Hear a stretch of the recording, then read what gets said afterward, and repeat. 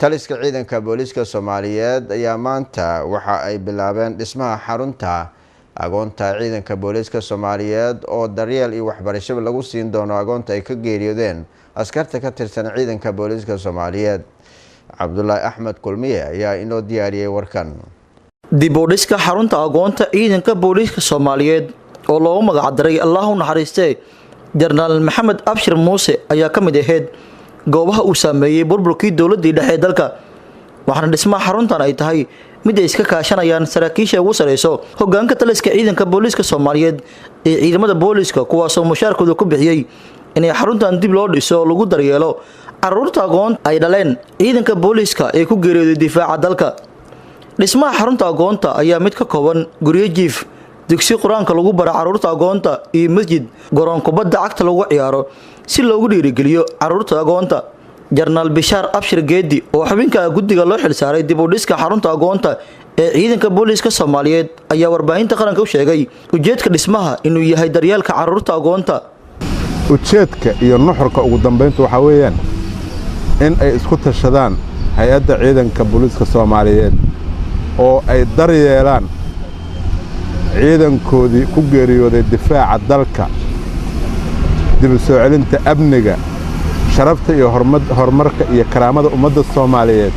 ciidankii ku dhintay ee ku dhaawacmay qarax iyo xabad iyo shirqool inta ka dhaxaysa ayagoo dalkoodii dadkooda samata bixinaya awlaaddoodii in meeshan lagu xanaaneeyo. gudoomiye ku-xigeenka koowaad ee xiriirka kubadda cagta Soomaaliya Cali Cabdi Maxamed Cali Shiine ayaa ka warbixiyay dhagax dhiga garoonka kubadda cagta oo xiriirka kubadda cagta ka hirgeliyay xarunta agoonta. halkaan maanta waxaan u nimiday inaan dhagax dhigno garoon lagu ciyaaro kubadda cagta oo ah caws kaas oo ciidanka booliska amray in laga sameeyo xiradasan xiriirka kubadda cagtuna oo kaalin ka geysanayo haddii la yiraahdo kaas oo ilmaha agoonta la rabo inay ku ciyaaraan. garoomaduna waxay isugu jiraan basket iyo mid oo kubadda cagta ah. insha Allah maanta ayaan hawsha bilownay. waxaan rajaynaynaa inaan 15 maalin gudahood ku soo gabagabin haddii la yiraahdo.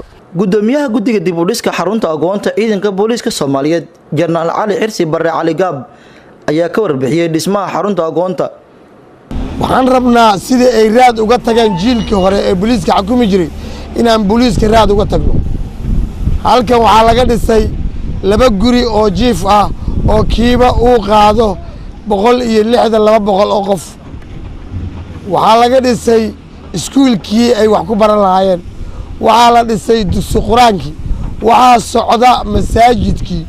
waxaa hadda la cabirayay oo aad arkayseen waxay ahayd garoonkii kubadda. Cabdullaahi Axmed Kulmiye, warbaahinta qaranka Soomaaliyeed, Muqdisho.